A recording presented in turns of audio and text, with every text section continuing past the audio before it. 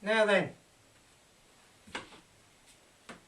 a Makita, I think it's a DTW. Anyway, it's an 18 volt impact, and it's unreliable. Sometimes it goes, sometimes it doesn't, and the gearbox tends to rock around a bit. So time to have a look.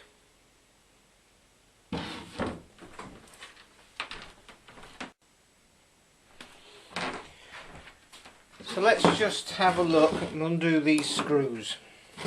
That might be a bit better.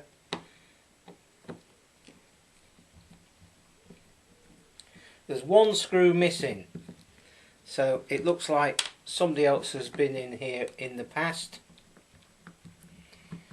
You know, you pick these things up without a great deal of expectation.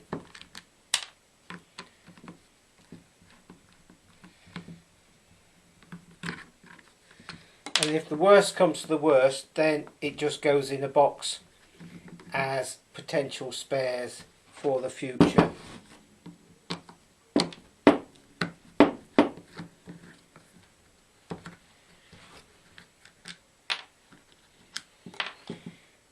That one's missing, that one's missing. Okay. And there should be two on the end and there's only one. So definitely somebody's been in here before and either given up or what have you.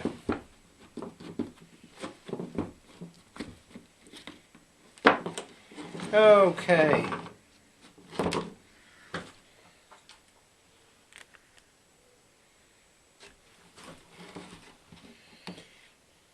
So, brushes, motor, gearbox. I'm assuming all this lot will lift out somehow. And of course the worst thing to do is to try and video it all. From what I remember, they do lift out. Let me get a screwdriver.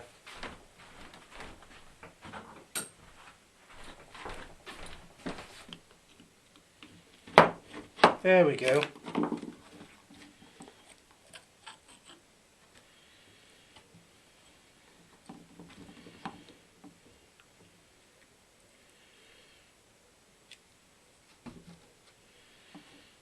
Now then, let me just zoom down on these brushes. Hopefully they're in focus. But as you can see, they're very short and they're rocking about. You can see they're tapered, so they've been rocking about and sticking. So obviously they want new brushes in there. I'm going to have a look at this gearbox assembly.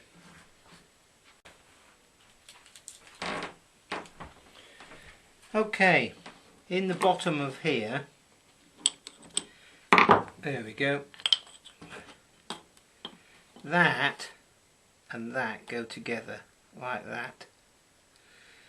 Okay, then we have a big spring in there.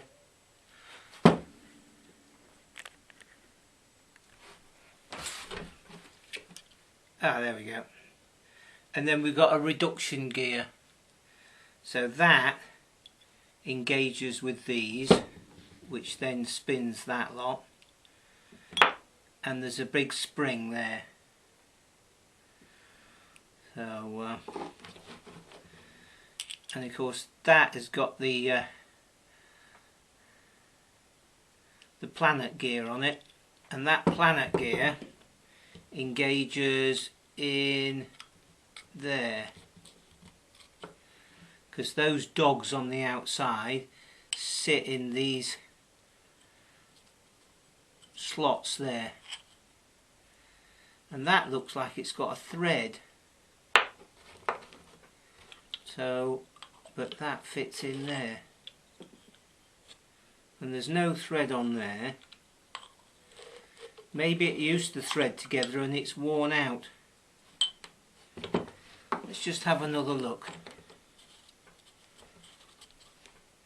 Yes, it's got a thread. Hopefully you can see that. And it's really worn.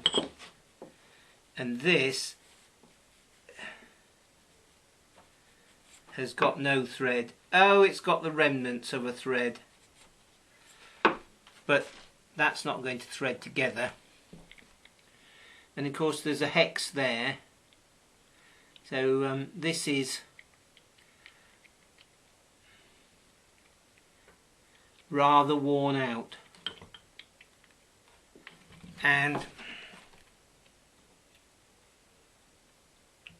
I'm not quite sure how that's held in there, but it may be a bearing, and if it is, I think we're going to have to zoom in a bit more. Oh, maybe not. If you can see, there's a bearing there, and it's rocking about like mad. So this is scrap really, because that won't thread into there, and because the bearing's gone, then hopefully you can just about see the remnants of that thread. I'll zoom in a bit and try my best.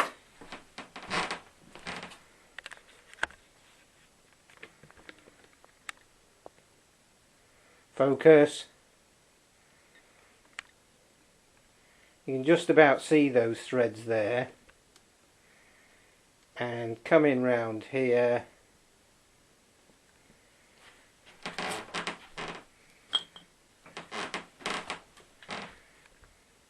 hopefully on that bit there are some worn out threads as well. Unfortunately, there's nothing you can do about that. Well, I suppose you could sort of, it's aluminium, so you could maybe not Loctite, you'd have to do something really quite strong, but the bearing in there would want replacing first. Ho hum. I'm going to leave this one and wait for inspiration. So there you go. I'm not going to go take this any further, but we do have a load of spares. Got a brush assembly, we've got the speed controller, we've got the cases and the motor and various bits and pieces. Now, if I'd have had this a week ago, when I was fixing this little Makita, which is an impact screwdriver, and he dropped it from a height and it was broken round here.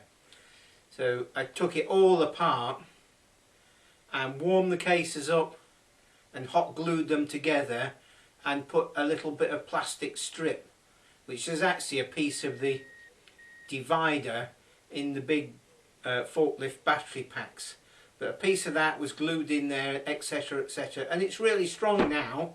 But if I'd have had this, I could have used the right plastic case. Never mind, we've still got this lot of spares, so think on the positive. And of course, when you start off without any great expectations, then disappointment doesn't happen. Catch up with you soon.